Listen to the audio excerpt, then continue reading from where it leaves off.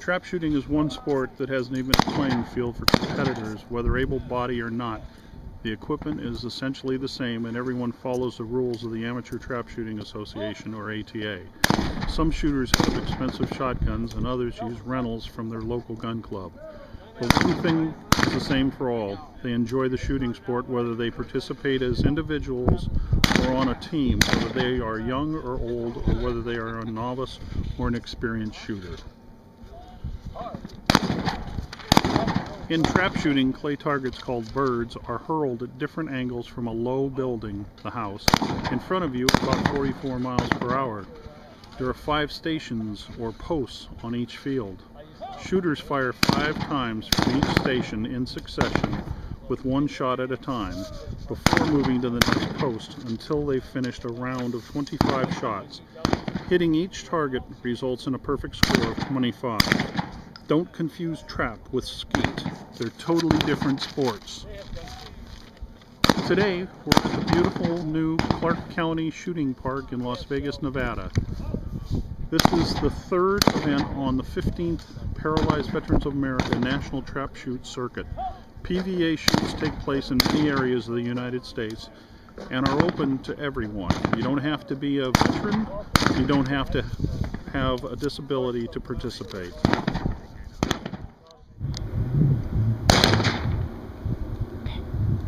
I'd like you to meet Chris Ewer of Albuquerque, New Mexico. Chris has shot on a PVA circuit for many years.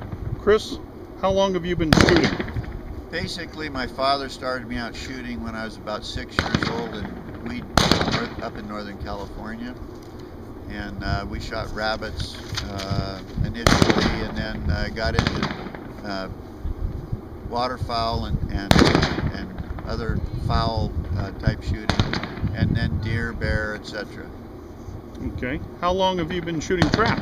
I've been shooting trap since the 1986 when they did the first experimental, it was called Shooting Stars, and we had Hollywood crowd, and we were backed by the NRA and PVA, and it was put on by the California Paralyzed Veterans of America. What do you like about shooting trap? Oh, it's you get an adrenaline rush, especially when you go to the ground. But it's something that I like the pull of the trigger, the bang, the recoil, the smell of the powder, and watching that target ink pull. Okay. What kind of shotgun do you use? I shoot a DB81 Perazzi, which is no longer manufactured. The DB stands for Dan Benias, who was the national champion in 1981, so they call it the DB81. And mine's been modified quite a bit. I've got a precision fit stock on it. The barrels were sent off to Briley and opened up to 7.735, and then the lower barrel was factory choked, and when Briley opened it up, they opened up all my chokes, and my single barrel has thin chokes in it.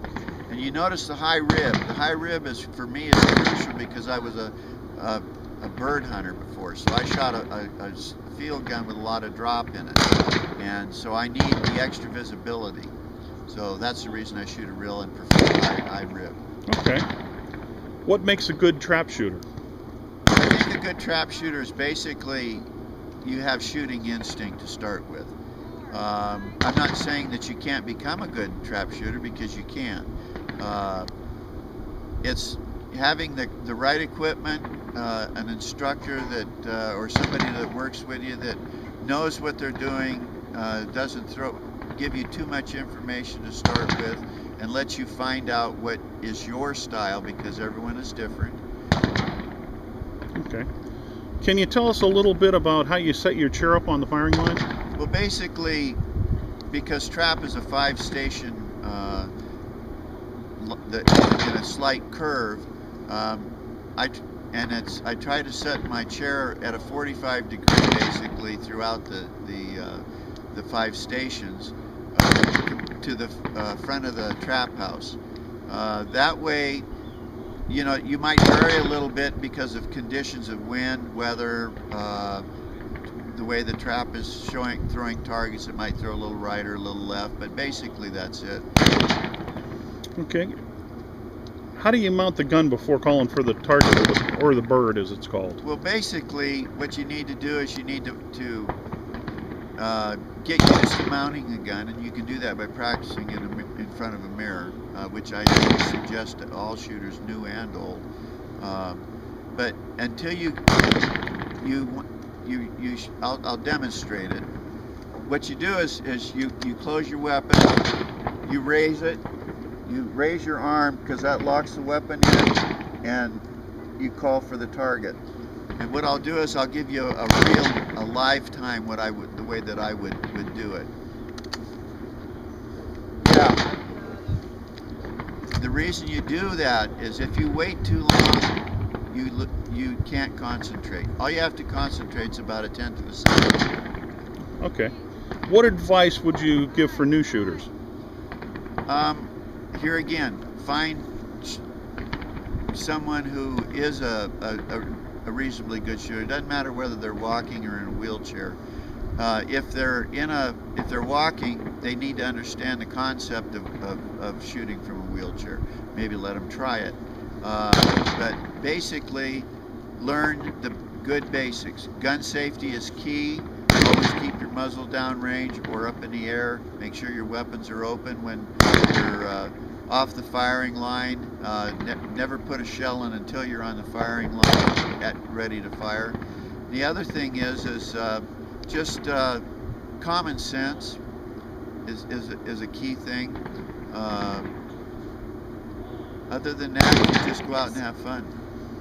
Okay. Chris, thanks for talking with us today, and good shooting for the rest of the tournament. Well, my pleasure, and I hope that some of this advice helps all new and older shooters. So viewers, if you haven't tried the sport but think it would be fun, go to your local gun club and ask for some assistance. Or check the event calendar on this website and come out to a PVA shoot. Until then, keep smiling and happy shooting.